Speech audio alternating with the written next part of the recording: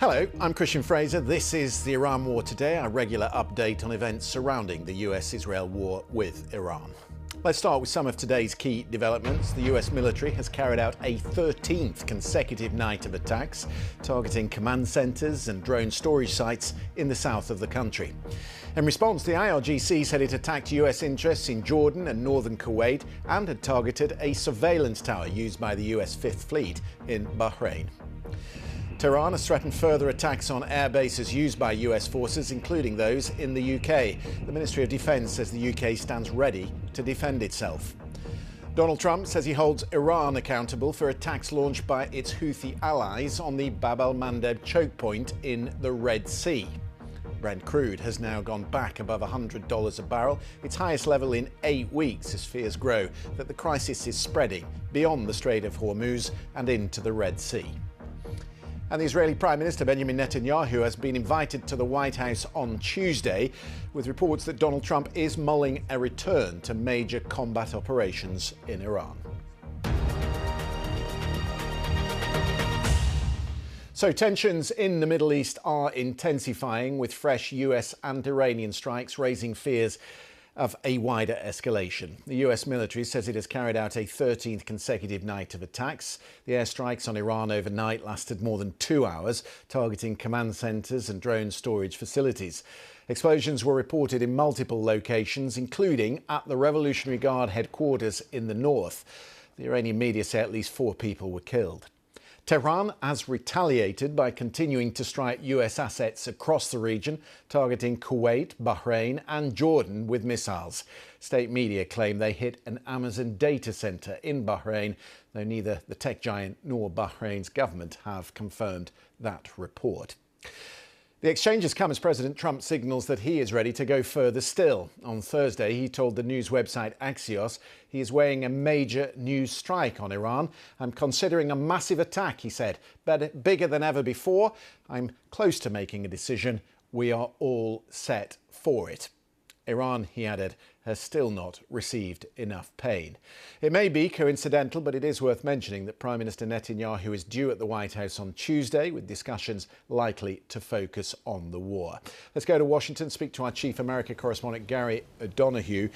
The threats for another massive attack, do you think that is in the planning, Gary, or is it some of the same pressure tactics we've seen before? It's quite difficult to tell because the president, as we know, can kind of freewheel and riff on these sorts of things at will and at whim. But he's clearly trying to explore some options because it's not working at the moment. It's not achieving what he wanted to achieve. Iran hasn't crumbled.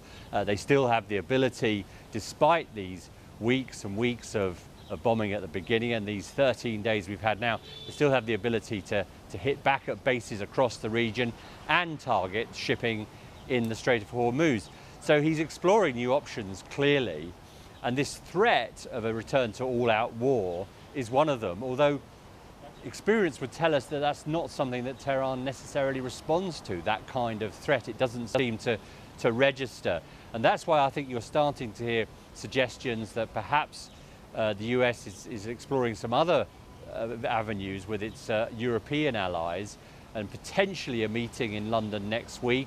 Very much, we think, at the discussion stage at this point, potentially pretty high-level meeting as well, on what can be done about securing the strait. And we know that in the past, for example, France and the UK, maritime nations, do have these capabilities for mine clearance and autonomous mine clearance devices. That is a little bit of a gap in the US Navy. So I wonder whether that's the sort of discussions they're looking at. But of course, the Europeans are not going to want to put their assets in that area for those sorts of purposes while there's a hot war going on.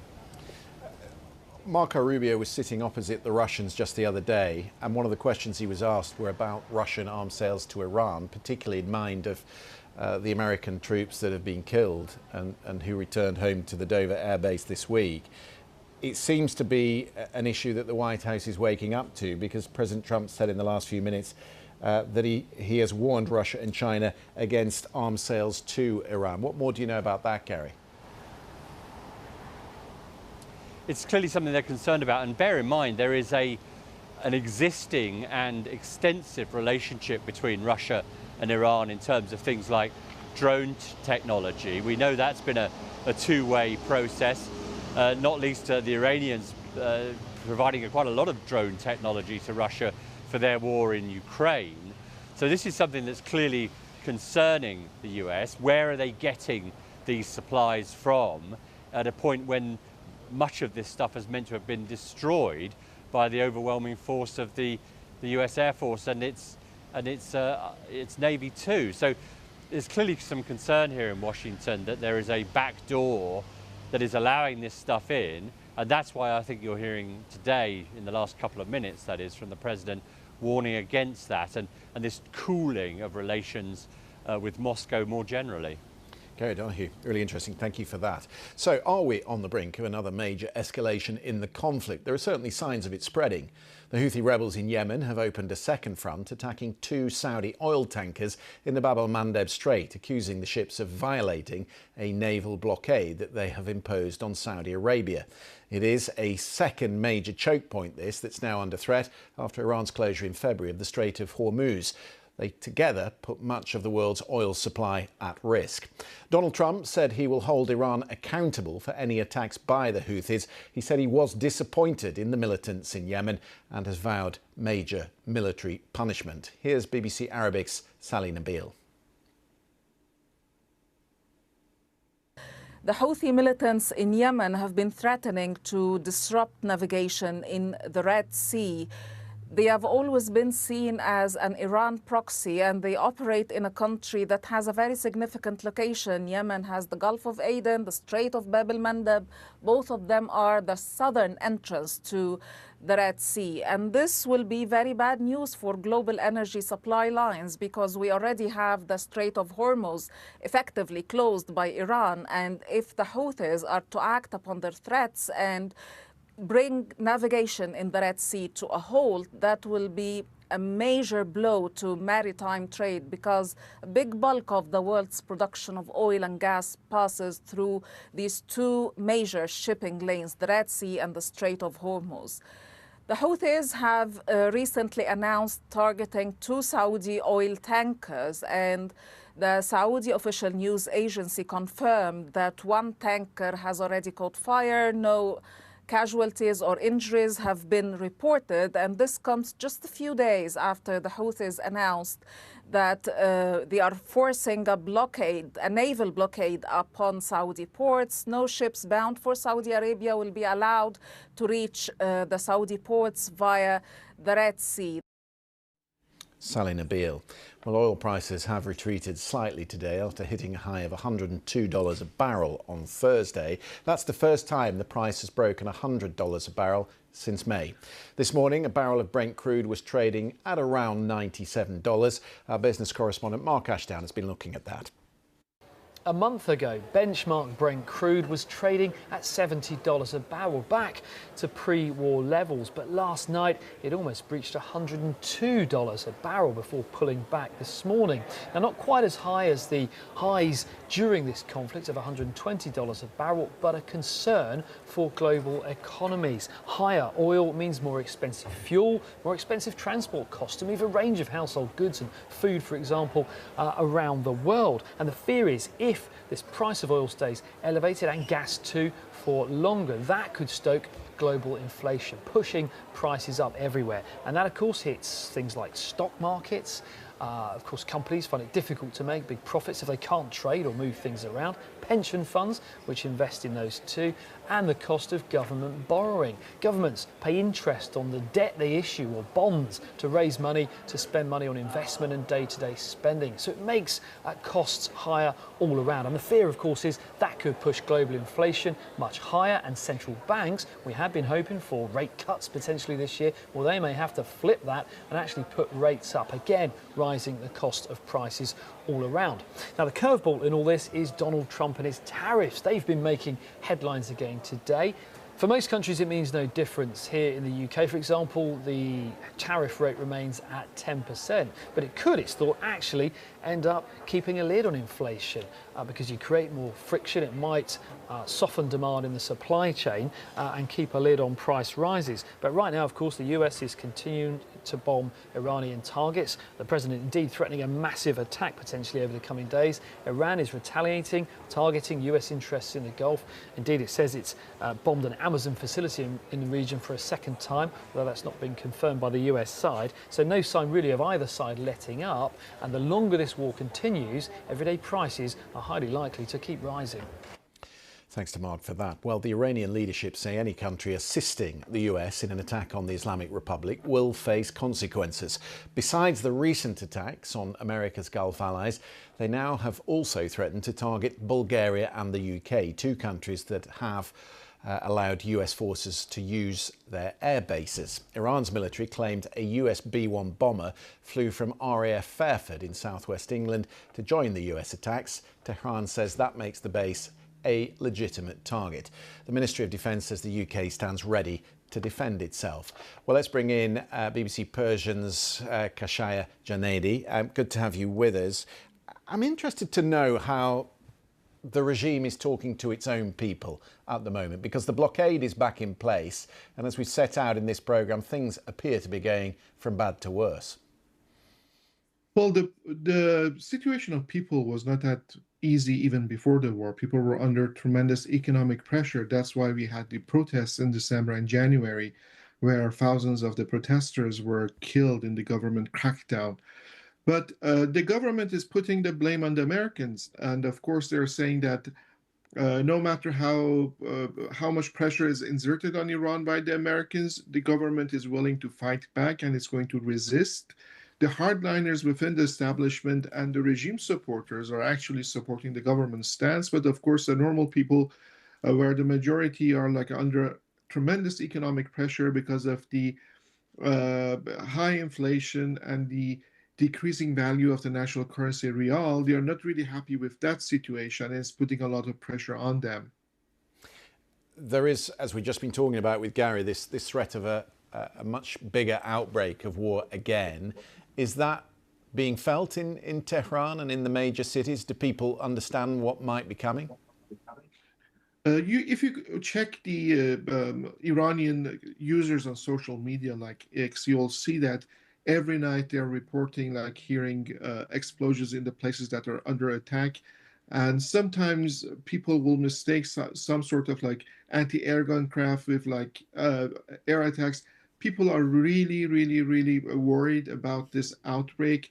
So far, the new round of violence between Iran and the US has been mostly limited to the southern coasts of Iran, but there is always a danger of expansion within the country, other cities, other places, as President Trump warned the other day that the US will hit Iranian power plants and bridges in other parts of the country, including in and around Tehran. So people are concerned about that. And with this, this danger of the expansion, people are more concerned that now already Iran has been like fighting with the Americans in the region. They're hitting bases in the Persian Gulf states.